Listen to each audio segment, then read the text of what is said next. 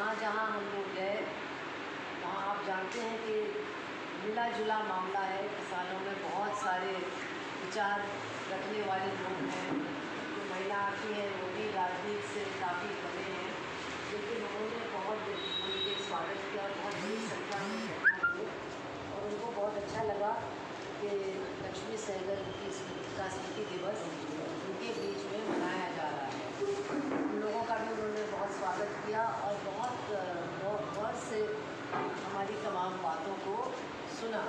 तो उनके बीच में तो हमने यही बात रखी कि वैसे तो स्वतंत्रता सेनानियों को हम लोग हर साल याद करते हैं, भगत सिंह को, चंद्रशेखर आज़ाद को, दूसरे जो हमारे बड़े शहादत देने वाले साथी रहे हैं, लेकिन अभी किसान आंदोलन के बीच में उनको याद करना और भी ज़्यादा ज़रूरी है। और वो क्यों? क्योंकि जिस आज़ादी के लिए वो लड़े और मरे, तो आज बहुत बड़ा खतरा पहुंच गया है। भारतीय जनता पार्टी की जो सरकार है वो संविधान को नहीं मानती, वो तमाम हमारे अधिकारों को ख़त्म करना चाहती है और साथ साथ हमारे देश के जो संसाधन है, हमारी देश की जो संपत्ति है, उसको पूरी तरह से जो बड़े घराने हैं, ख़ास तौर से अंबानी और अदानी जैसे लोग, उनको सौंप देना चाहती है, उनको बेच देना चाहती है। तो ये जो किसान आंदोलन है, एक तरह से वो एक सरकार के नकेल लगाने वाला आंदोलन है।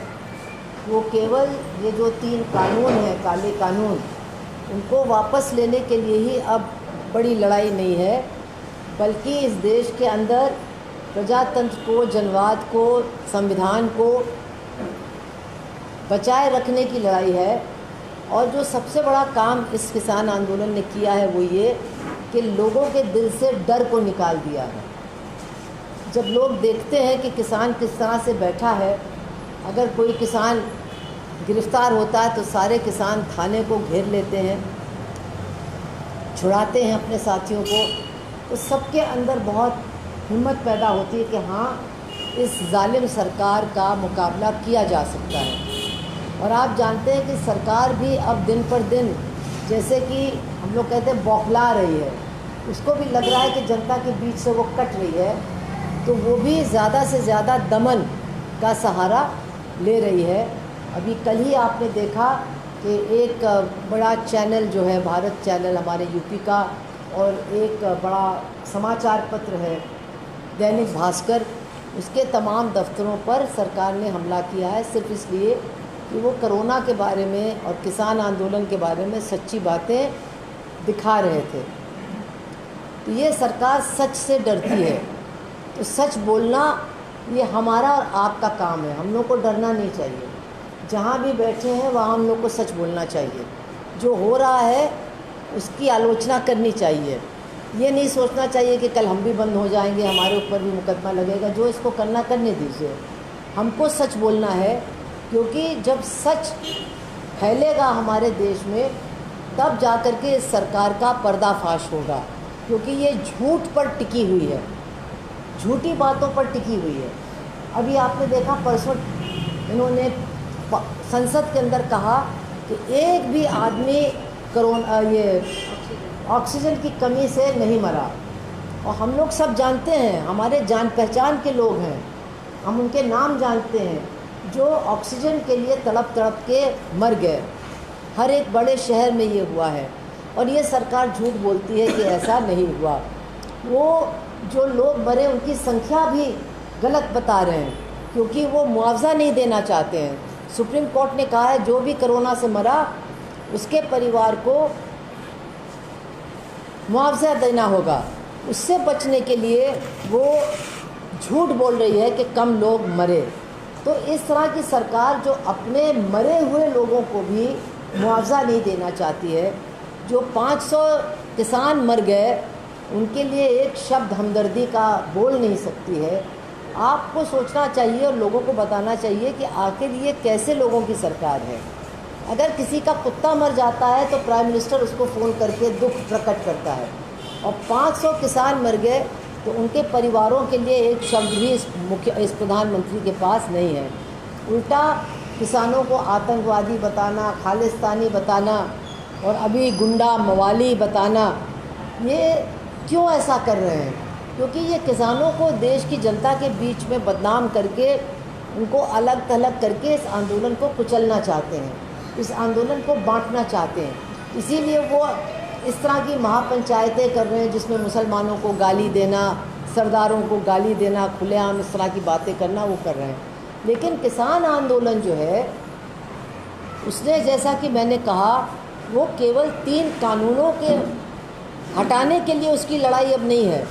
अगर आज सांप्रदायिकता के ख़िलाफ़ सबसे ज़्यादा मजबूती की आवाज़ आ रही है तो किसान आंदोलन से आ रही है।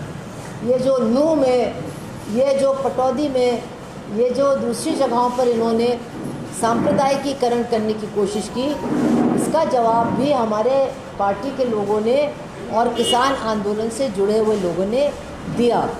तो ये आंदोलन एक बहुत बड़ा आंदोलन है इस देश की आज़ादी को बचाने का, और ऐसे आंदोलन में जो लोग देश के लिए लड़े उनको याद करना बहुत ज़्यादा ज़रूरी है। और आप लोग तो सब जानते हैं कि कैप्टन लक्ष्मी का जन्म दक्षिण भारत में हुआ था।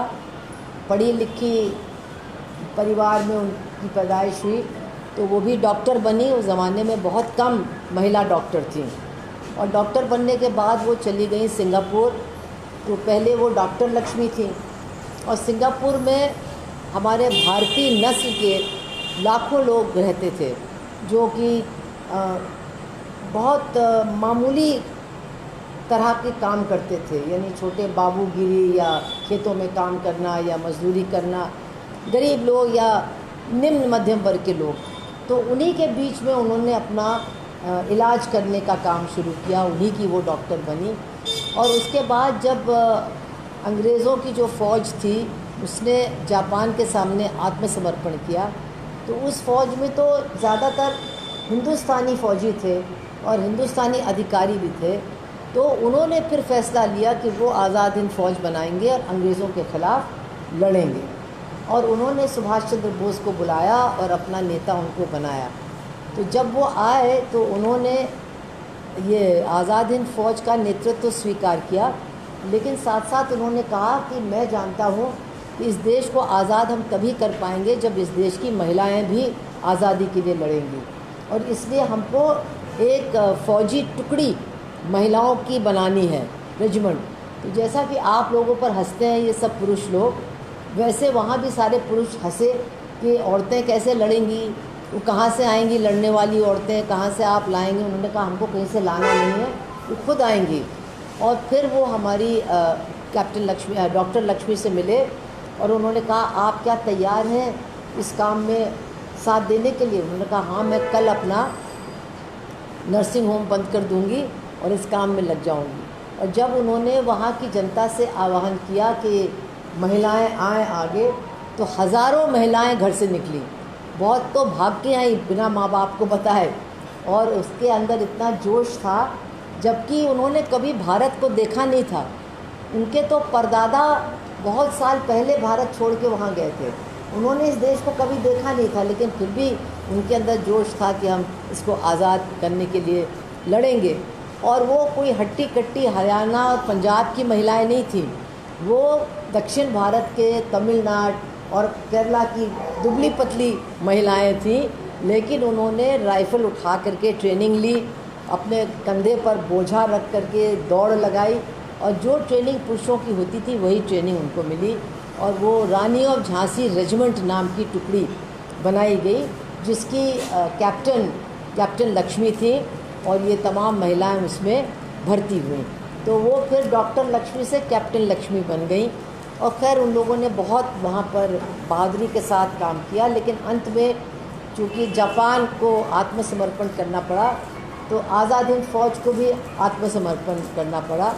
और जो 3 अधिकारी थे फ़ौजी, उनको यहाँ ला करके लाल किले में बंद किया गया। एक उसमें सहगल थे, एक शाहनवाज़ थे और एक ढिल्लों थे, यानी एक हिंदू, एक सिख और एक मुसलमान।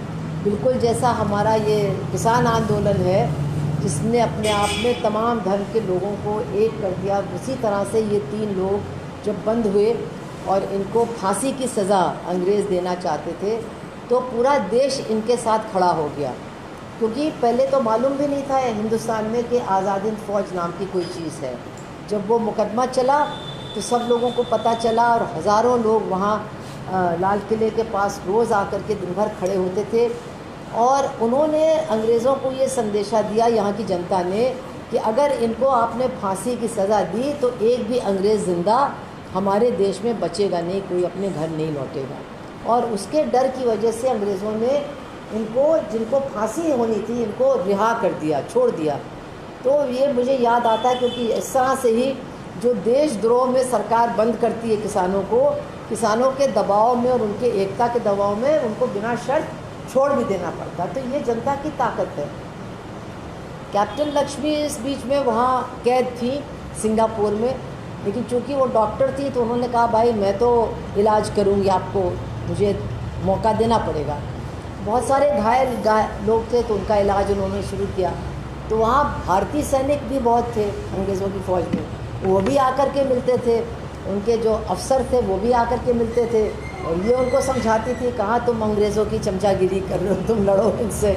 तो अंग्रेज़ों ने सोचा ये अच्छा, ये हमारी कैदी हैं और हमारे ख़िलाफ़ भड़का रहे हैं हमारे लोगों को, तो अब इनको यहाँ से भेज दो। तो उन्होंने उनको हवाई जहाज़ में बिठा करके कलकत्ते भेजा और वहाँ उनको छोड़ दिया। उनकी जेब में एक नया पैसा भी नहीं था, लेकिन एक सरदार जी टैक्सी ड्राइवर थे वहाँ, उनसे उन्होंने कहा देखिए मेरे भाई हैं कलकत्ते में, आप मेरे उनके घर चलिए, मैं आपको पैसे दे दूँगी। उसने कहा नहीं, मैं आपको पहचान गया, मैं आपसे पैसा नहीं लूँगा, और अगर आपको दिल्ली तक छोड़ना हो तो मैं दिल्ली तक आपको छोड़ आऊँगा और एक पैसा आपसे मैं नहीं लूँगा। तो ये उस समय का जज्बा था। और जब भी एक बड़ा आंदोलन होता तो उसी तरह का जज्बा होता। अब आप देखिए जो लंगर चल रहे हैं, जो यहाँ हमारे जींद का भी लंगर है, मतलब वहाँ 2000-3000 से लेकर के 20-25 हज़ार लोगों को भी खिलाया जाता है। और कौन खिला रहा है? आसपास के गांव वाले ही खिला रहे हैं। कोई कहीं से कोई पूंजीपति पैसा नहीं भेज रहा है, गांव के लोग ही दूध भेजते हैं, दही भेजते हैं, रोटी बना, आप लोग भी जाते हो, इकट्ठा करते हो। तो ये जनता का दिल बहुत बड़ा होता है, लेकिन जनता का दिल जीतना पड़ता है और उसको जीतने के लिए कोई बड़ा काम करना पड़ता है, कोई बड़ा कदम उठाना पड़ता है। कोई बड़ा काम हम करेंगे, कोई बड़ा कदम उठाएंगे तो जनता भी पीछे नहीं रहेगी, वो भी दिल खोल करके हमारा समर्थन करेगी। तो ये उस समय भी देखने को मिला। उसके बाद फिर जो आज़ाद हिंद फ़ौज के लोग थे, कैप्टन लक्ष्मी और दूसरे लोग, उन्होंने बहुत कोशिश की कि देश का बंटवारा नहीं होना चाहिए, एकता रहनी चाहिए। लेकिन हमारे जो नेता लोग थे देश के, वो ज़रा जल्दी में थे कि जल्दी राज मिल जाना चाहिए, तो देश का बंटवारा करके उन्होंने मतलब आज़ादी ले ली। और आप सब जानते हैं उसका क्या फिर नतीजा हुआ, कितना कष्ट लोगों को उठाना पड़ा।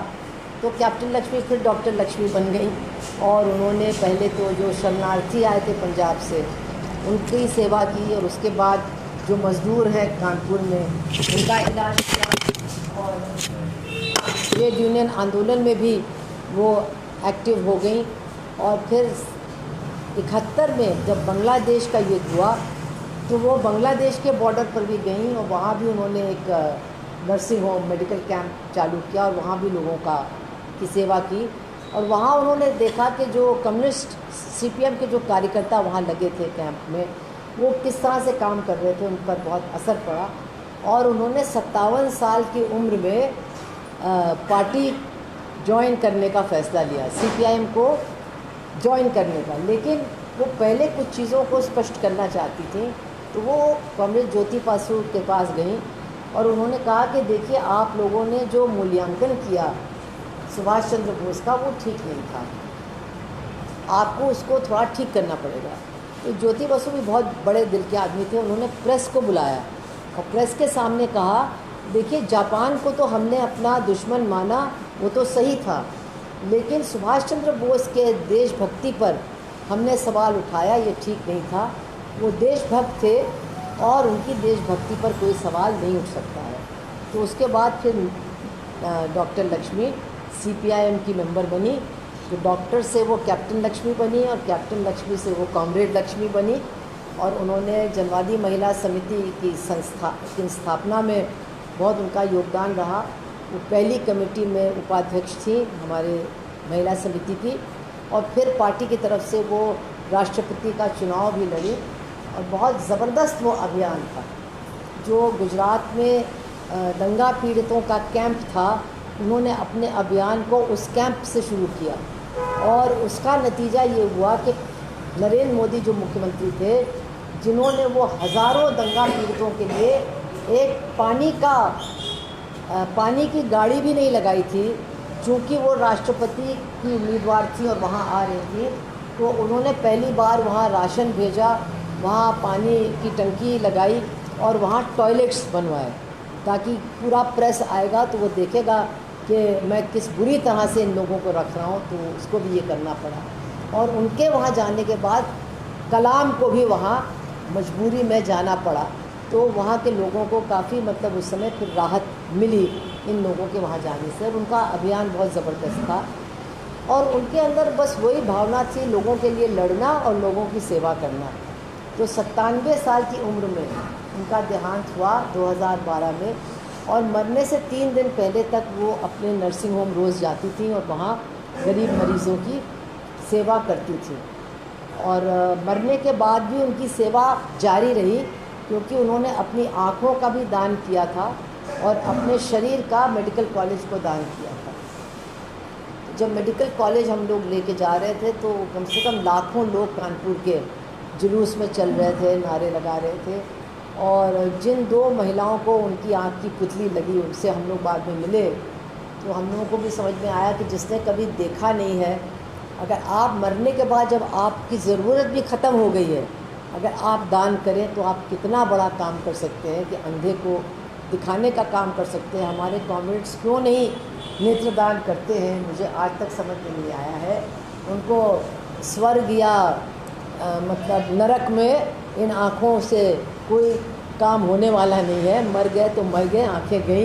दान करना चाहिए। जब आप देखेंगे किसी को जिसने कभी कुछ नहीं देखा है और किसी ने दान किया और वो देखने लगता है, तब आप उनकी ज़िंदगी से हम लोग यही समझ सकते हैं कि आप चाहे आपकी कुछ भी उम्र हो, कुछ भी हो, लेकिन अगर आपके अंदर लड़ने का मतलब आपके अंदर लड़ने की हिम्मत है और अगर आपके अंदर गरीबों की सेवा करने की निष्ठा है, तो कोई आपको रोक नहीं सकता है और दुनिया आपको सराहेगी और आपको याद करेगी। तो आज के दिन हम लोग उनको याद कर रहे हैं और आज मेरे लिए तो बहुत ही अच्छा था।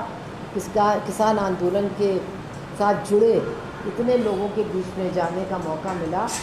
मैं वहाँ हिसार के बॉर्डर पे गई टोल पर, और फिर जींद के टोल पर गई और हज़ारों लोग थे, महिलाओं की बहुत बड़ी संख्या थी। और फिर कैथल में एक हॉल के अंदर मीटिंग हुई, बड़ी मीटिंग हुई। और फिर जींद पे शुगर मिल पे जो चल रहा है, जिसमें आप लोग भी जाते हो, लंगर, वहाँ भी गए। तो काफ़ी लोगों के बीच में उनकी बात रखने का मौका मिला और जिस तरह से लोगों ने स्वागत किया, जिस तरह से लोगों ने सुना और खूब तालियां बजाईं, बहुत खुश हुए और और भी ज़्यादा जानना चाहते थे। तो इसका मतलब है कि बिल्कुल सही बात है कि ये आंदोलन गैर राजनीतिक है, लेकिन इसका मतलब ये नहीं है कि ये आंदोलन गैर सिद्धांतिक है। ये सिद्धांतों पर आंदोलन चल रहा है और अगर उन सिद्धांतों को लेकर के हम अपनी बात को रखें किसानों के बीच में और जो महिलाएं वहाँ जुटी हैं उनके बीच में, तो निश्चित रूप से वो उसका स्वागत करेंगे और हमारे साथ उनकी हमदर्दी भी बढ़ेगी।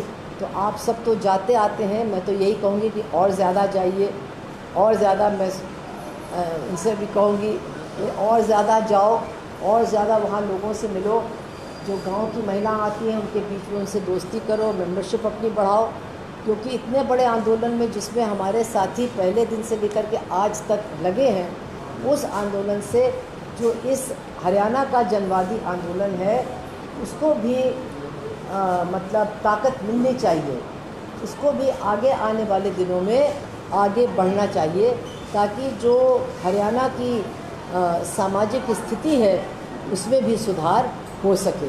तो यही बातें मुझे आप लोगों से कहनी थी। आप सबका बहुत जल्दी में आप लोग आ गए।